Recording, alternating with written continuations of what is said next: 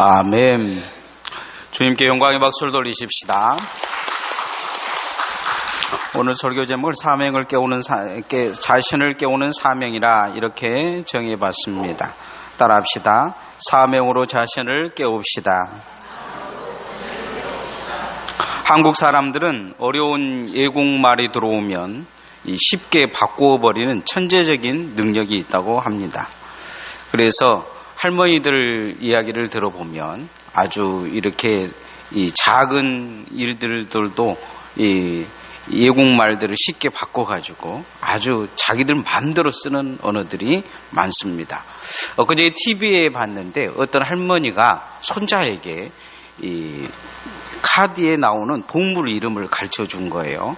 그러니까 이 사자가 나오니까 라이언 이러는데 라이거 이렇게 가르쳐 준 거죠. 라이거.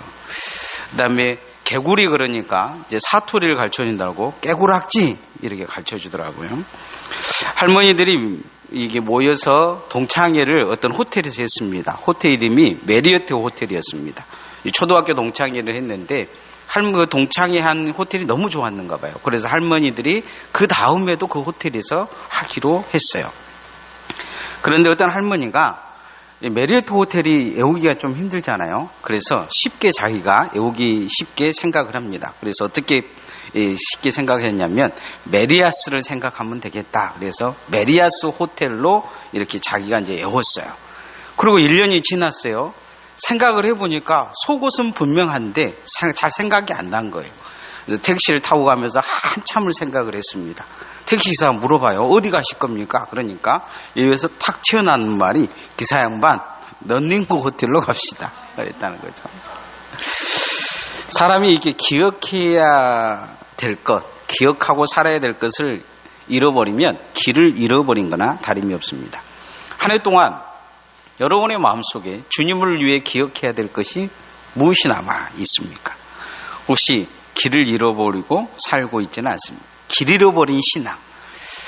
우리가 교회는 왔다 갔다 하지만 내 마음에 뭔가 길이 아직도 찾아 있습니까? 대림절은 아기 예수로 오신 예수님을 생각하는 절기입니다. 하나님의 아들이 하나님 성자 하나님이 자기 신의 보좌를 버리고 이 땅에 오셨겠습니까?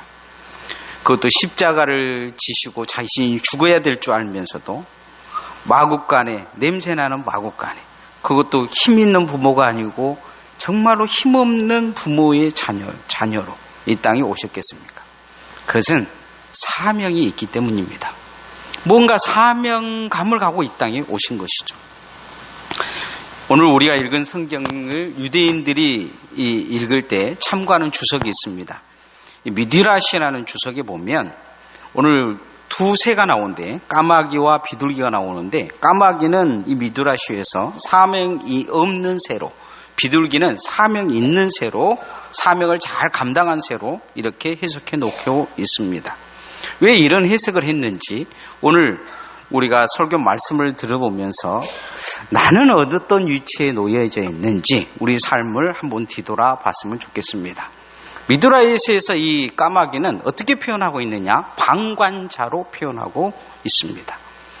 성도는 이 방관자의 삶을 정리를 해야 됩니다. 방관자의 삶을 정리하고 소명과 헌신의 삶으로 나아가야 됩니다. 따라합시다. 소명과 헌신의 삶을 삽시다. 고구려 시조새가 뭐냐면 까마귀입니다. 이 고구려 시조새를 까마귀로 삼는 이유는 까마귀는 효도하는 새이기 때문이에요. 부모새가 죽을 때까지 옆에서 공양을 한다고 합니다.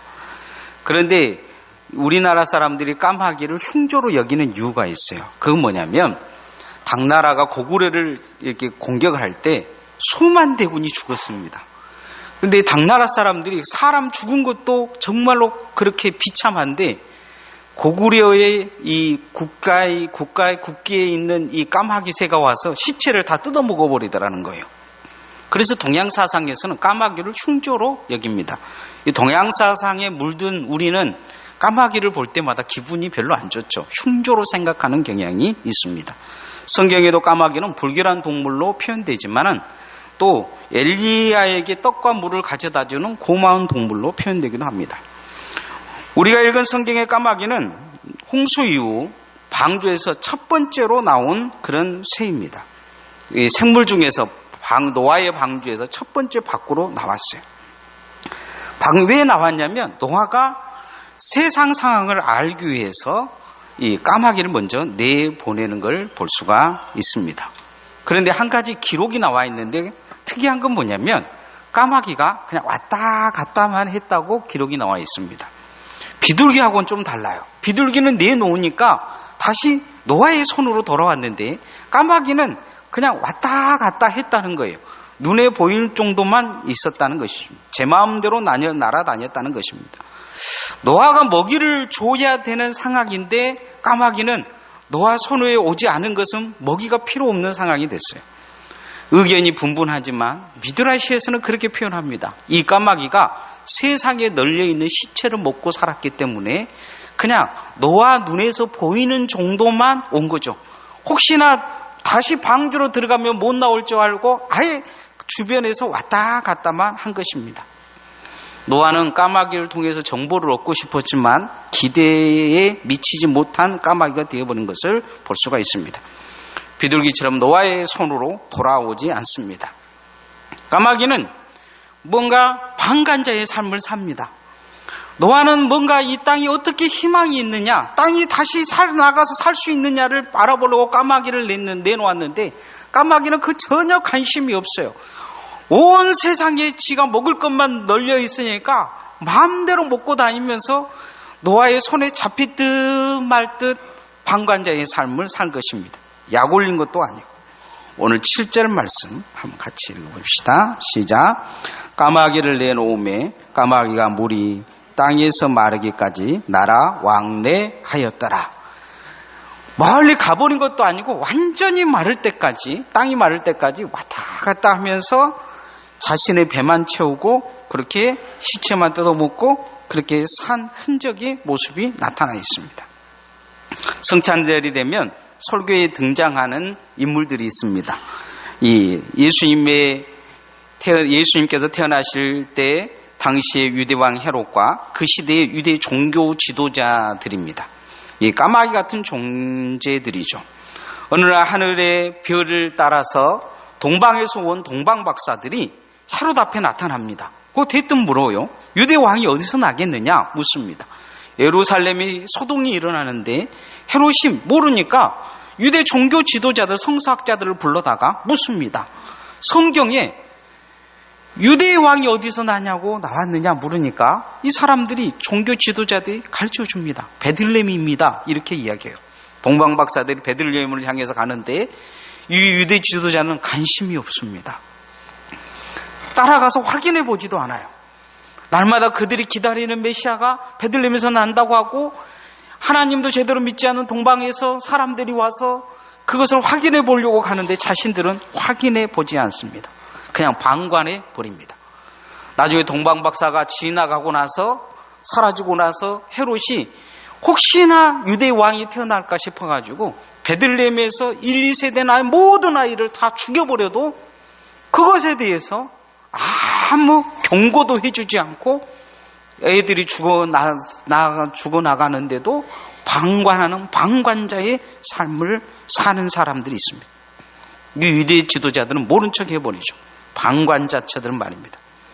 시체 같은 헤롯에 빌붙어서 그 헤롯의 것을 먹고 사는 까마귀 같은 존재들, 바로 당시 유대 지도자들이었습니다. 성도는 하나님 손에 붙잡혀야 방관자의 삶을 정리할 수 있습니다. 우리가 교회만 왔다 갔다 해서는 안 됩니다. 하나님 손에 붙들려야 될 줄 믿습니다. 헌신의 방관자의 삶을 살면 안 됩니다. 남들이 기도하든 말든 기도의 방관자의 삶을 살면 안 돼요.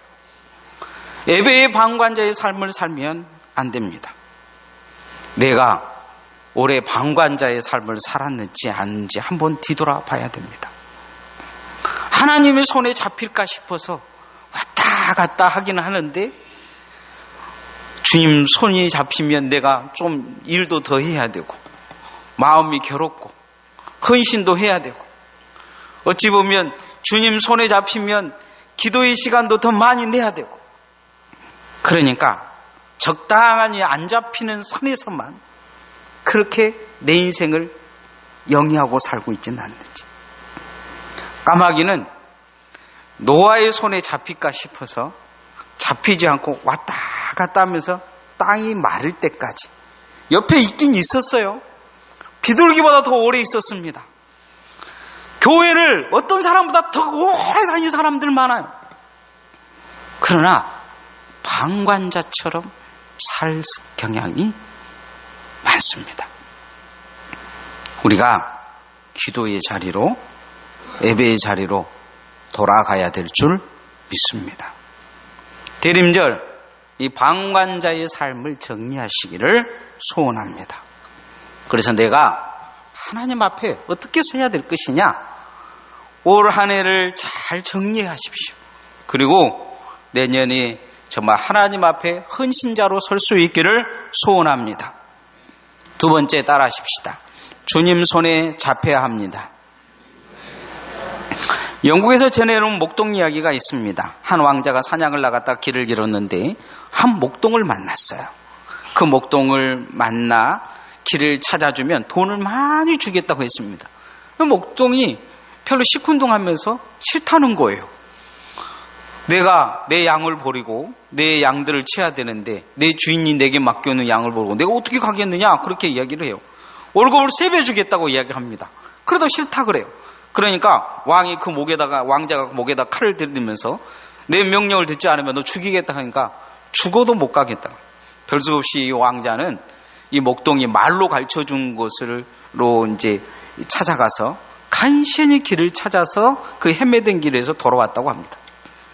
나중에 이 왕자가 왕이 되고 나서 자기 나라를 누구에게 맡겨야 내가 편히 잠을 잘 수 있을까 생각해 봤는데 그 목동이 생각나더라는 거예요. 그래서 그 목동을 데려다가 훈련을 시켜서 그 나라의 제상을 만들었다고 합니다. 주인을 위해 목숨을 걸고 자신이 무엇을 해야 될 줄 아는 그 사람, 이 사람에게 있어서 정말 있었던 건 뭐냐면 충성입니다. 바울 사도는 하나님의 일을 맡은 자가 가져야 될 것은 충성이라고 합니다. 충성이란 낱말은 다른 말이 아니에요. 그 손에 잡혀 있다는 이야기입니다. 예수님의 탄생 때도 자기 자리에 충성한 사람들이 예수님을 첫 번째로 만납니다.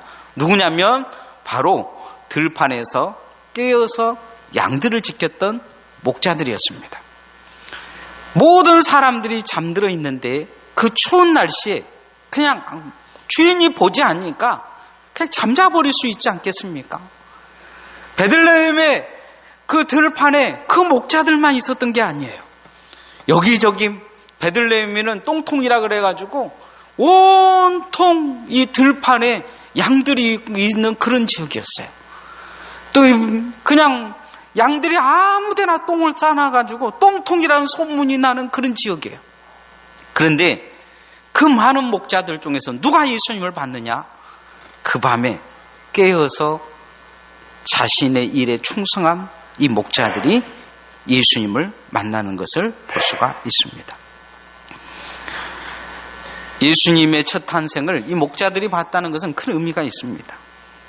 오늘 성경에도 보잘것없는 동물이지만 노아의 손에 잡혀 충성하는 한 동물이 나옵니다. 자, 8절 9절 말씀 같이 읽어봅시다. 시작. 그가 또 비둘기를 내놓아 지면에서 물이 줄어들는지 알고자 하며 온 지면에 물이 있으므로 비둘기가 발 붙일 곳을 찾지 못하고 방주로 돌아와 그에게로 오는지라. 그가 손을 내밀어 방주한 자기에게로 받아들이고. 노아는 까마귀에 실망하고 나서 두 번째 비둘기를 내놓습니다. 그런데 비둘기는 이 까마귀하고 좀 달라요. 왔다 갔다 하지 않습니다. 어찌 보면 비둘기 입장에서도 보면 비둘기도 육식하는 동물이기도 합니다. 어찌 보면 시체도 뜯어 먹어요. 고기 주면 고기도 먹습니다. 그런데 이 비둘기는 상황이 다릅니다. 어떻게 하냐? 까마귀처럼 그렇게 약 올리지 않고 노아의 손으로 다시 돌아옵니다. 이 자신의 위치가 어디 있는지를 정확히 아는 것입니다. 하나님의 손에 잡힌 동역자가 된 것입니다. 보잘것없죠. 그러나 노아의 동역자가 되어지고 하나님의 일에 동역자가 되어진 것입니다. 성도는 주님 손에 잡힌 동역자가 돼야 될 줄 믿습니다. 하나님의 일은 혼자 할 수 없습니다. 하나님께 마음을 두고 하나님의 손에 잡힌 동역자들이 교회를 세워가는 것입니다. 사도행전의 위대한 사역자 바울에게는 70명의 하나님의 손에 잡힌 동역자들이 있었습니다. 이들이 바울에게 충성하기보다 그들은 하나님을 위해서 무엇을 해야 되는지 자신의 자신을 하나님께 내어놓은 사람들이었습니다. 바울이 교회를 많이 개척했지만 바울이 개척한 교회는 바울 혼자 개척한 게 아닙니다. 바울이 개척하기 전에 먼저 가서 전도한 사람들이 있었어요. 전도지 날라주고 텐트 치는 일을 감당하기 위해서 미리 그 텐트 치는 이 바울의 아르바이트 자리를 만들어낸 사람들이 있습니다. 복음을 편만하게 전하기 위해서 미리 가서 복음 전도했던 브리스길라와 아굴라, 바울이라면 주의 종이라면 목숨이라도 내놓을 거라고 바울이 확신했던 그 사람들이 있었습니다. 바울이 교회를 세워놓고 그냥 어쩔 때는 일주일 만에, 어쩔 때는 한 달 만에, 어쩔 때는 석 달 만에 교회만 세워놓고 딸랑 가버리면 그 뒤에 그 교회에서 남아서 교회 예배당을 만들고 이 사람들을 세례를 주고 집사, 권사, 장로들을 세워서 교회 지도자들을, 교육자를 세워서 교회를 세운 사람들이 있습니다. 바로 영적 아들 디모데와 디도라는 이 영적 아들들입니다. 디도는 식인종이 있는 마을에까지 남아서 복음을 전합니다. 이들만 있었습니까? 원래 바울은 어떤 사람으로 유명했냐면 살인자로 유명했습니다. 그래서 교회에서 안 받아줬어요. 예루살렘 교회도 그를 천대했고 자기 고향 교회도 천대를 했습니다. 그런데 그 살인자, 모든 사람이 손가락질하고 버림했던 그 바울을 누가 데려다가 훈련시켜서 위대한 사역자로 바꿔놨느냐? 바나바가 그렇게 바꿔놓았습니다. 나중에 이 바나바와 헤어져서 혼자 복음을 전하러 가는데 끝까지 동행한 사람이 있습니다. 바울이 감옥에 가도 그 감옥에 가서 같이 갇혔던 사람이 있습니다. 바로 실라라는 동역자입니다. 이들 모두가 하나님의 손에 잡힌 동역자들입니다. 오늘도 우리 교회가 존재하는 이유 중에 한 가지는 뭐냐? 하나님 손에 잡힌 사람들이 있기에 교회가 존재하는 것입니다. 이런 사람들이 울타리인 거죠. 교회를 그렇게 이루어가는 것입니다. 저는 우리 교회 모든 성도들이 그렇게 하나님 손에 붙잡혀 하나님의 사람으로 쓰임받기를 소원합니다. 예수님은 추수할 것이 많은데 추수할 일꾼이 적다고 이야기합니다. 여러분, 들판에 추수할 것이 넘쳐나는데 아무도 일하지 않는다면 어쩌겠습니까? 지금 이 시골에 가보면 집집마다 또 논두렁마다 밤마다 주렁주렁 매달려 있는 게 있어요. 감이 매달려 있습니다. 올해 태풍이 한 번도 안 와가지고 감이 풍년이라 감이 그냥 널려져 있어요. 아무도 따가지를 않아요. 추수할 것이 많은데 그 누구도 그걸 가져가려고 하지도 않는 그런 세상이 되어진 거죠. 여러분, 세상 가운데 예수 믿고 구원받을 사람들이 그렇다면 어쩌겠습니까? 우리는 이 땅에서 주를 위해 어떻게 내가 쓰임받을 수 있는지, 나는 주의 손에 붙잡혀서 주님께 쓰임받는 존재인지 우리 자신을 잘 뒤돌아봐야 됩니다. 올 한 해 여러분이 그렇게 쓰임받았다면 내년에도 더 귀하게 쓰임받기를 소원합니다. 올해 주님 손에 내가 잡히지 못했다면 내년에 다시 주님 손에 잡히기 위해 내 마음을 주님 손에 놓아야 될 것입니다. 그렇게 주님 손에 잡혀서 평생 주님을 위해 쓰임받는 주님의 종들 되어지기를 소원합니다. 마지막 세 번째, 복음의 희망의 메시지를 전해주는 천사가 되어야 됩니다. 따라합시다. 복음의 천사가 됩시다. 교회를 하다가 사람들이 자신을 알아주지 않는다고 실망해서 시리에 빠져서 교회에 나오지 않는 비둘기 총각이 있었습니다. 비둘기 총각이 몇 주 교회를 안 나오니까 교회에서 신방을 가려고 했는데 안 받아줘요. 그러니까 참새 목사가 이제 아무 때나 한번 불쑥 찾아가 보자 하고 찾아갔어요. 그러니까 비둘기 총각이 집에 있는 거죠. 비둘기 총각에게 이 참새 목사가 대뜸 물어봅니다. 눈 한 송이 무게가 얼마나 되는 줄 아느냐? 오늘 눈 많이 왔잖아요. 여러분, 눈 한 송이 무게가 얼마나 되는지 아십니까? 한번 예배 끝나고 나서 재볼까요? 이 비둘기 총각이 잘 모르겠다, 그렇게 이야기합니다. 그래서 참새 목사가 자기가 겪은 이야기 하나를 해줍니다.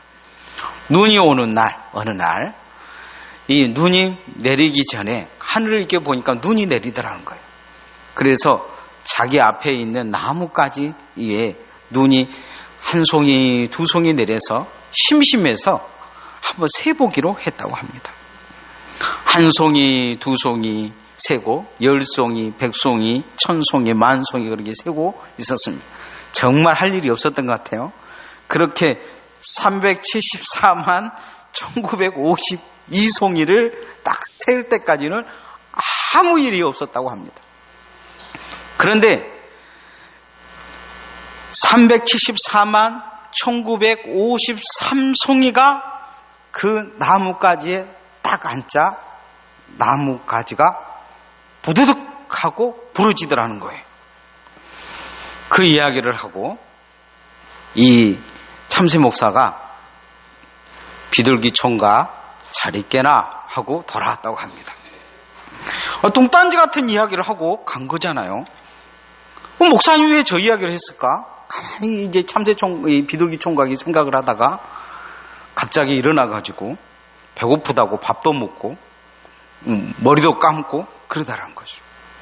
자신이 존재의 가치를 안 것입니다. 내가 이 땅에 존재해야 될 이유, 주님을 위해서 내 힘이 어디에 쓰여져야 되는지를 아는 거죠.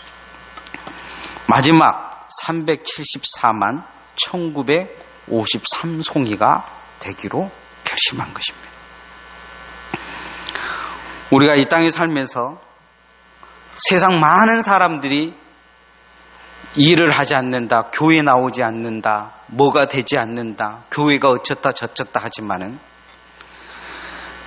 정말 하나님이 원하시는 374만 1953송이 보잘것없는 그 한 눈꽃 송이가 없어서 하나님의 일이 일이 되지 않을 때가 많습니다. 내 욕심, 내 야망, 그것 때문에 하나님의 일이 일되지 않을 때가 많아요. 정말 보잘것없는 한 나뭇가지를 물고 온 새가 있습니다. 10절에서 12절 말씀 같이 읽어보십시다. 시작. 또 7일을 기다려 다시 비둘기를 방주에 넣어놓음에 저녁 때가 비둘기가 그에게로 돌아왔는데 그 입에 감람나무 새 잎사귀가 있는지라 이에 노아가 땅에 물이 줄어들 줄을 알았으며 또 7일을 기다려 비둘기를 내어오매 다시는 그에게로 돌아오지 아니하였더라. 감람나무 한 잎 아무것도 아닙니다. 감람나무 한 잎은 제 새끼 손톱이 한 새끼 손가락 이 정도나 될라나요? 이보다도 더 작을 것 같아요. 그런데 정말 그 한 잎을 물고 왔는데요. 이것은 노아에게서 희망이었습니다. 노아는 아마 방주에서 두려웠을 것입니다. 물이 줄지 않으면 어떡할 것인가? 물이 줄어도 세상에 생물이 없고 살 수 없으면 어떡할 것인가? 나는 평생 방주에서 살아야 되는가? 나는 방주 밖으로 나아갈 수 있는가? 이런 두려움이 그에게 있었을 것입니다. 그런데 그 세상 밖에서 감람나무 한 송이를 가져다가 노아의 손에다가 올려줍니다. 바로 희망의 비둘기입니다. 그는 노아에게 있어서 천사였을 것입니다. 희망을 보여준 것입니다. 너는 방주 밖으로 나아갈 수 있다. 하나님이 이 땅을 회복해 가신다. 구원의 소식을 전해준 것입니다. 예수님이 탄생하신 날 들판에 목자들을 찾아온 천사들이 그렇게 목동들에게 말합니다. 내가 너에게 이를 큰 기쁨의 좋은 소식이 있다. 오늘날 다윗의 동네를 너희를 위하여 구주가 나셨으니 곧 그리스도 주시니라. 예수 그리스도가 이 땅에 와서 구원이 너희들에게 이루어질 것이다. 이렇게 말하고 있는 걸 보게 됩니다. 그 천사들이 복음을 전해준 것입니다. 이 땅에 우리가 하나님을 위해서 어떻게 해야 되겠습니까? 세상에 있는 사람들은 우리가 전도하면 그런 이야기를 해요. 전도해가지고 교회 나온 적이 있느냐? 뭐 전도할 시대가 지나버렸다 이야기를 합니다. 그러면 다 지옥 가라고 내버려 두겠습니까? 왜 그 사람이 하나님 앞에 나오질 않겠습니까? 374만 1953송이가 없기 때문입니다. 복음을 계속 그에게 들어두면 언젠가 주님의 복음에 무너져서 구원의 사람이 될 것입니다. 성탄절 우리는 복음의 천사가 돼야 될 줄 믿습니다. 이번 성탄절만큼만 한번 복음을 전해 보십시다. 혹시 아십니까? 374만 1953송이. 이게 되게 어려운데 뭐 한 53송이면 되게 쉬울 것 같지만 여러분이 그런 사람이 될 줄 아십니까? 우리 교회 세탁소 하시는 어르신들이 교회 앞에 다른 교회 가려다가 우리 교회 권사님 만나갖고 교회 오셔갖고 세례받고 집사님 되시고 오늘도 저 뒤에 앉으셔가지고 웃긴 이야기 해도 전혀 웃지도 않고 뭉뚝뚝하게 지금 잘 쳐다보고 지금 본인들 이야기한지도 모르고 그러지만 그 하나님의 작은 움직임, 성도들의 작은 움직임, 이 움직임이 하나님의 사람들을 만들어가고 세워가는 것입니다. 이 시대에 복음의 천사들이 필요합니다. 내 자신을 어떻게 깨워갈 것이냐? 나는 잠들어 있지 않는지 우리 자신을 잘 뒤돌아 보십시다. 하나님 앞에 나는 방관자의 삶을 살고 있지는 않는지, 교회는 왔다 갔다 하는데 이 까마귀 같지는 않는지 한번 뒤돌아 보십시다. 너무 가까이 가면 힘들 것 같고 너무 멀어도 욕먹을 것 같으니까 적당한 거리에서 내 삶을 영위하며 까마귀처럼 살고 있지는 않는지, 정말 나는 내가 혹시 번제로 잡힐지 몰라도 다시 돌아가야 되는 비둘기처럼 주님 손에 잡혀 있는지, 마지막 한 송이가 부족해서 무너지지 않는 이 땅의 세상에 많은 하나님의 일들, 이루어지지 않는 하나님의 일들, 이런 일들을 보면서 절망하면서 나는 그 한 송이로 서려고 하고 있지 않는지 우리 자신을 뒤돌아보면서 내 자신을 사명으로 깨울 수 있기를 소원합니다. 이 찬양 같이 찬양합시다. 이 시간.